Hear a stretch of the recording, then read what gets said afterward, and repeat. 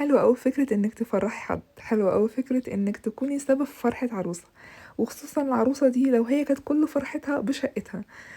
لعلم عروستنا النهاردة حصل معاها موقف، يمكن من المواقف الصعبة إن الفستان بتاع العروسة يضيع منها يوم فرحها وهي رايحة للكوافير. فانتوا مش متخيلين كم الضغط النفسي اللي مرت بيه عروستنا. فانا نفسي بجد كلكم تفرحوها، نفسي بجد كلكم تدعوا لها دعوة حلوة، نفسي كلكم يعني تتمنوا لها كده الخير وتباركوا لها على شقتها وتشاركوها بكومنتاتكم الحلوة اللي بجد بتكبر خاطر اي عروسة بجد بتفرحها. تعالوا كده نتفرج بقى مع بعض على شقة عروستنا، نقول ما شاء الله اللهم بارك. ربنا يهني العروسين يا رب في حياتهم ويرزقهم قادر كريم يا رب بالذرية الصالحة، ويهنيهم بكل حاجة في بيتهم وفي حياتهم. تعالوا كده نبدأ ونقول بسم الله ونتفرج بقى كده على كل تفاصيل الشقة. أنا مبدئيا هديكم نظرة عامة كده على الحاجات اللي موجودة عموما في الريسبشن. والريسبشن بتاعها مكون من جزئين، الجزء اللي فيه السفرة والنيش والبوفيه وكمان الجزامة عند الباب، وكمان مقابل ليهم كده مفتوح أرج محطوط فيه الأنتريه بتاعها. تمام، هي كان لعلم العروسة عاملة عفشها عمولة. خدنا نظرة عامة على على الريسبشن كامل وعلى كل التفاصيل اللي موجودة معانا هنا. الانتريه بتاعها مكون من كنبتين واتنين فوتيه، والستاير بتاعتها برضو كان ذوقها جميل. هي كانت عاملة الستاير بتاعتها فيها بيت ستاير كده في السقف بما ان هي اوريدي عاملة جبسن بورد، وده بيبقى ألطف وأوفر كمان من انك تعملي كمان ستاير وبلتكنات وتفاصيل كتير ممكن تبقى الشكل عام ليها مش أحسن حاجة. تمام، عملت لها الكوشن اللي على الكنب بالشكل ده اللي هو زي ودن القطة كده.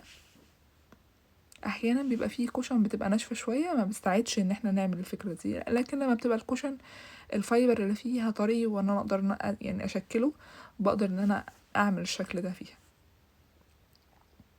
تمام، بالنسبة للترابيزة بتاعة الانتريه هنا كانت متقسمة لجزئين، او هي برضو زي في جزء لونه خشبي ولونه اسود. حطيت لها هنا العجلة دي اللي هي شايلة الكحك فوق، وحطيت في تحتيها المفرش كده متدرج، وحطيت لها الورقة تحت، وهنا بونبونيرة مفتوحة بنفس فكرة الطفاية. بصراحة عجبتني الانتيكات اللي كانت موجودة عندها. للعلم الشقة دي برضو انا فرشاها من فترة طويلة، من حوالي 3 شهور او من شهرين تقريبا. فلما شفت الانتيكات دي عندها بصراحة عجبتني، يمكن مميزة ومختلفة عن اللي بشوفها دايما في المعتاد. ودايما انا بحب الناس اللي بتدور على الجديد، بتدور على الحاجة المختلفة، مش شرط ان احنا نقلد كل حاجة احنا بنشوفها. المهم الحاجة اللي احنا نجيبها تكون مناسبة لستايل عفشنا والذوق العام للمكان اللي احنا نحط فيه الانتيكات، وتكون برضو ضايفة لمسة حلوة يعني. تمام، تعالوا دلوقتي هوريكم الستاير بتفاصيلها، عشان برضو بعض الناس بتبقى حابة تتفرج على كل تفاصيل او كل تفصيلة موجودة في شقة العروسة. عموما عجبتني فكرة الستاير، عشان كده حاولت ان انا برضو اركز عليها الضوء شوية. الستاير عندها معمولة كده تطريز على القماش نفسه وعلى الكنار بتاع القماش، بدل الفرنشة الفكرة العادية اللي احنا كنا دايما بنعملها فرنشات اللي هي بيبقى نازل منها خرز وتطريز نازل كتير. هنا معمول شغل تطريز على الكنار بتاع الستارة نفسها، اذا كان قطيفة اللي هي لونها اخضر الملكي او البيجات. تمام، هنا معمول شغل سي ان سي في السقف مع الجبسن بورد. اوكي، ده كده كان الشكل العام للانتريه بتاع العروسة. تعالوا نتفرج بقى على السفرة بكل تفاصيلها. لعلم طبق الفاكهة كنت انا مستنية اصلا ان العروسة تنزل تجيبه، ونزلت جابت لي طبق فاكهة منخفض يعني واطي كده وشكله مش هيبقى واضح خالص. فما حطيتهوش طبعا لان ما حسيتوش هيبقى هيدي لمسة او هيدي اضافة للسفرة على ما هي تبقى تجيب واحد تاني. بالنسبة للسجادة كانت مامتها جايبة 2. حسيت الدنيا هتبقى زحمة قوي، ويعني حسيت الموضوع مش هيبقى ألطف حاجة. كان الأفضل إن السجادة نفسها دي تيجي مقاس أكبر من المقاس اللي موجود تحت السفرة، وده غالبا اللي هيحصل، إن السجادة هيتغير وهجيبه مقاس أكبر. تمام، تعالوا بقى نتفرج مع بعض كده على النيش والبوفيه، نشوف احنا فرشنا للعروسة ايه فيهم وفرشنا الحاجة ازاي. مامتها كانت حابة ان احنا نعمل افكار في الفرش، ما يبقاش الفرش اللي هو البسيط قوي الزيادة عن اللزوم. كانت حابة فكرة، فحاولت ان انا العب لها كده في الكاسات واعمل لها افكار فيها. قولوا لي كده ايه رأيكم في شكل الرص عموما. فاول رف فوق حطينا طقم شربات ومعاه طقم كاسات، هنا حطيت طقمين كاسات، وهنا حطيت جزء من الطقم الصيني متقسم على رفين بالشكل اللي انتوا شايفينه ده. تمام، دي كده اول ضرفة معانا. بالنسبة هنا للبوفيه لان هو ده اللي احنا نعدي عليه الاول، غالبا هفتحه لكم دلوقتي وافرجكم عليه. المراية دي كان المفروض ان هما 3 مرايات، حطينا مراية منهم على الجزامة وحطيت عليها الانتيكات، هوريها لكم انا عملتها ازاي.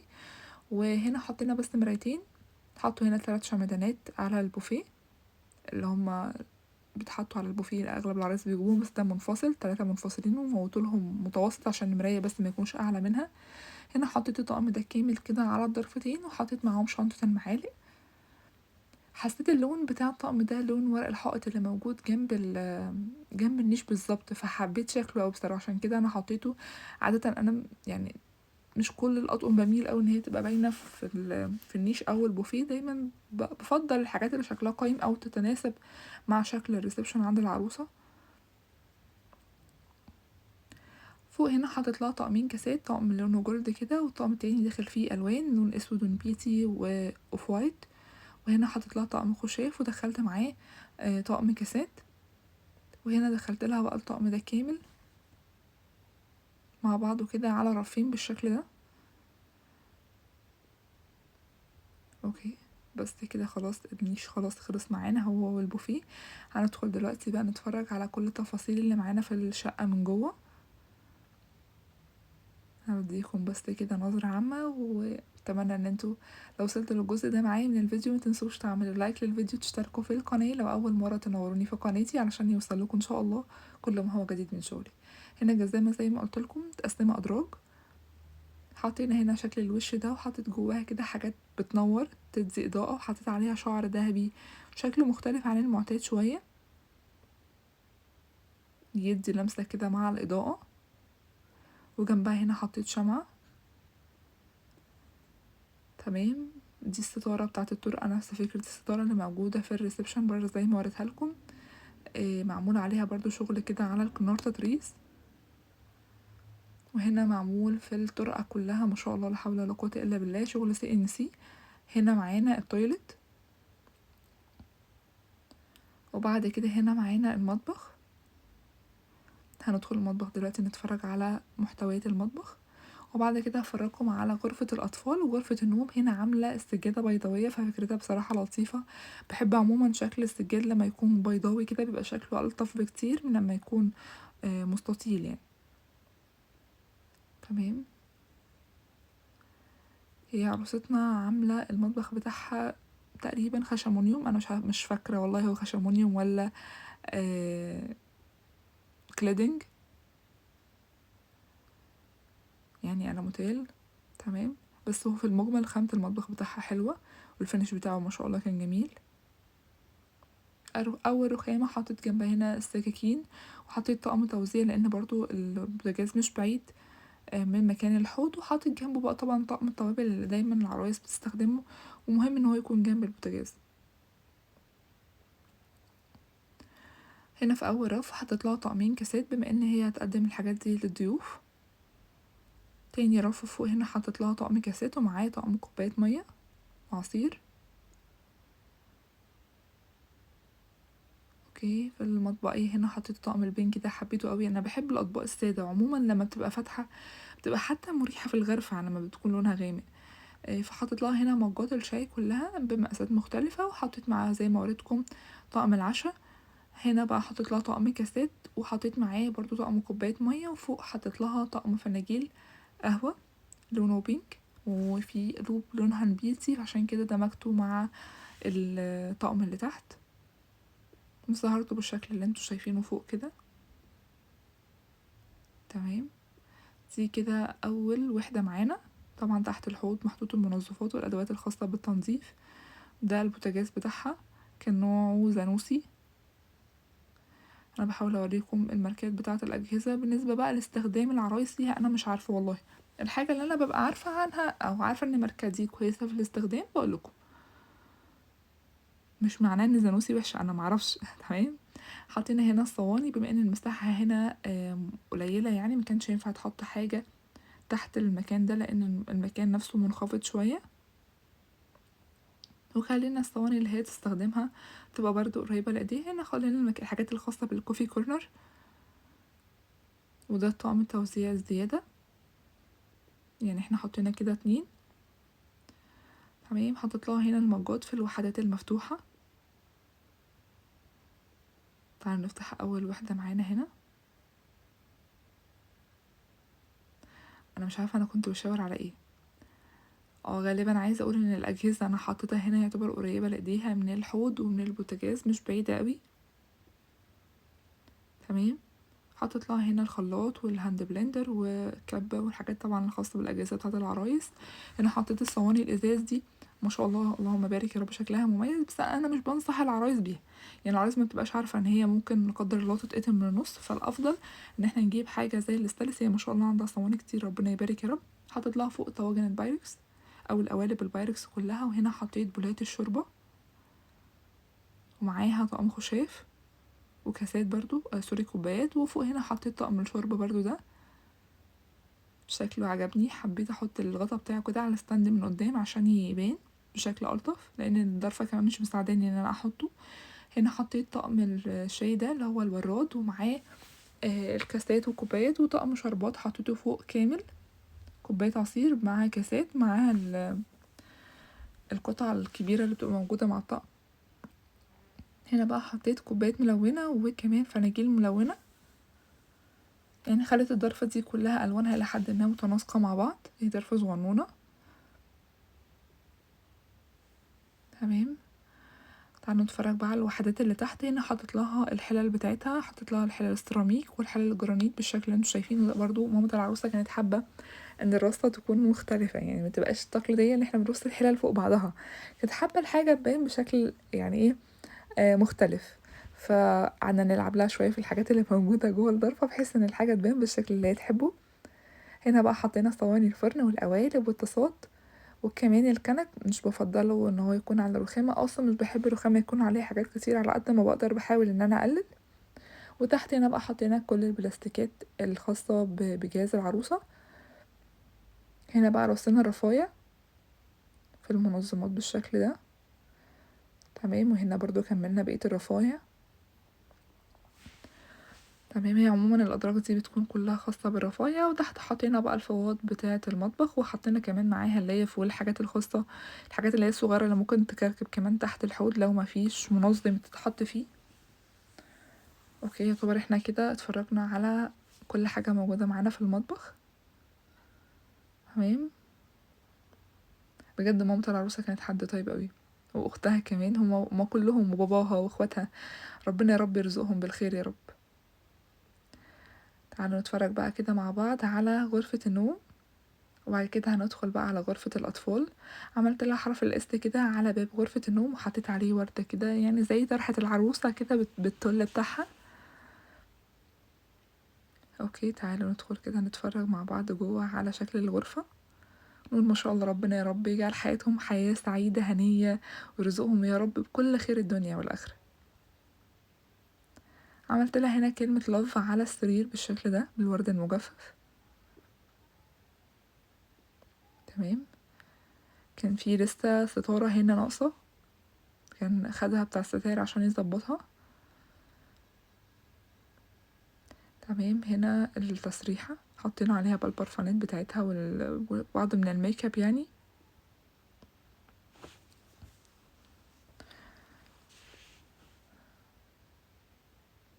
شكل المفرش بتاعها كان بسيط، والشغل كمان اللي موجود على الكوشن كان لطيف، ربنا يهنيها يا رب بكل حاجة عندها.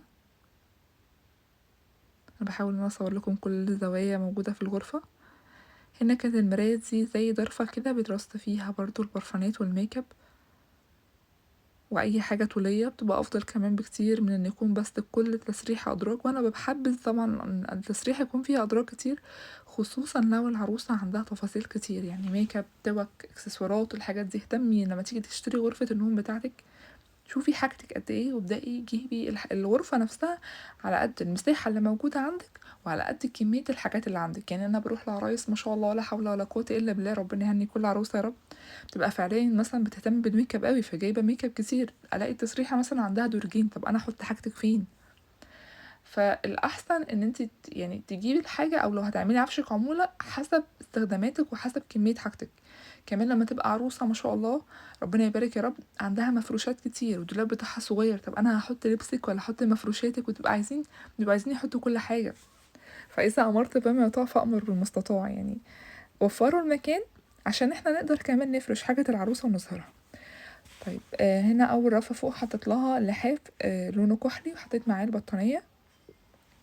هنا حطيت لها الملايات، وحطيت معاه كده عليها شرايط ستان، وعليها شرايط اللي هي الفتافيت السكر دي، وحطيت عليها الورود اللي لونها اوف وايت، وزينت كده ببعض الفوط كان عليها ورود برضو.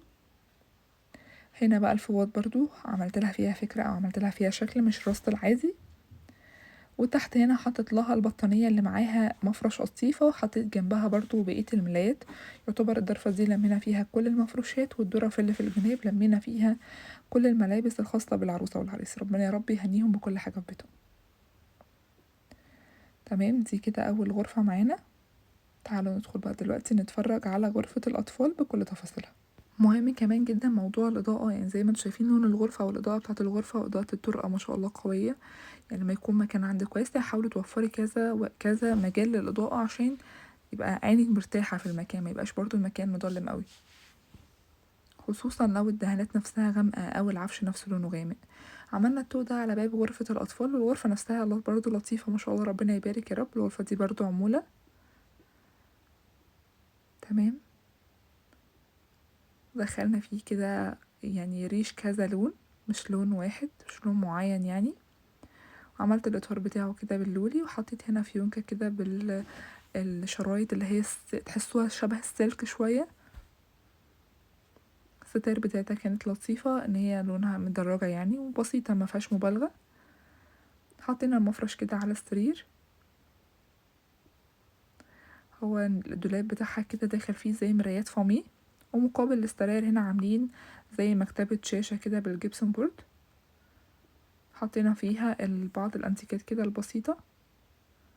طبعا الشاشة ما شاء الله لا حول ولا قوة الا بالله، حجمها طبعا اكبر بكتير من مساحة الوحدة اللي موجودة دي. الوحدة دي ممكن تعتبر مكتب، ممكن تحط فيها الشاشة، ممكن تتعمل تسريحة ان يكون فيها مراية من جوه، فممكن تتوظف بكذا شكل يعني. تمام، بس طبعا لو انتي حاجتك كتير الافضل ليكي انك يكون الحته دي او الوحده دي او المكان اللي فيه مكتب ده يكون مكان يلم محتويات جهازك. تمام، بدل ما يتشيل حاجات كتير تحت السراير او تشيل حاجات كتير فوق الدواليب، الافضل ان هي تكون جوه الدولاب. وخير الامور الوسط، والله خير الامور يعني الوسط ده حقيقي، ده بجد صحيح ان الواحد يكون معتدل وما يبالغش في الحاجة اللي هو جايبها. يعني هتجيبي كفاية من كل حاجة يعني الحاجات الكبيرة حاجة او حاجتين، ما نكترش عن كده.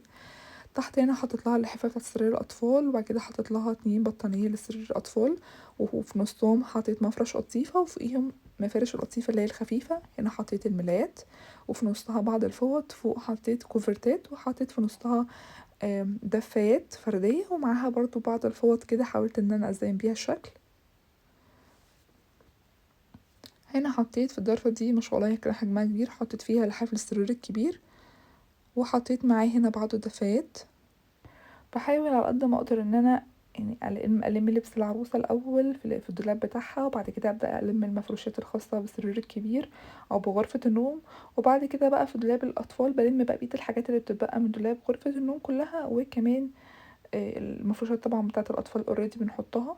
حطيت هنا بقية الملايات، وفي نصها فوط، وفوق حطيت 2 كوفرتا، وفي نصهم مفرش قطيفة، وفوقيهم كده برضو حطيت بعض الفوط. عجبني اوي شكل الفيل اللي موجود على الخدوديات او الكوشن اللي موجودة خاصة بالملاية يعني، فظهرت شكل الفيل بتاعها بودانه بالزلومة بتاعة الفيل كده. وبرضو ظهرت ملاية تانية من فوق كده شكل فيل برضو. حاولت ان انا اقصر الرسمتين مع بعض. اتمنى يكون النهارده محتوى الفيديو النهارده عجبكم. لو عجبكم محتوى الفيديو امان عليكم، ما تنسوش تعملوا لايك للفيديو، تشتركوا في القناه، وكمان ما تنسوش الدعوه الحلوه اللي احنا قلنا عليها اللي عايزين ندعيها لعروستنا ان ربنا يا رب يهنيها بكل حاجه في بيتها ويرزقها قادر يا كريم يا رب بالذريه الصالحه. كان معاكم ايتن عبد، وصاحبه قناه فرش عرايس للسويسه. السلام عليكم.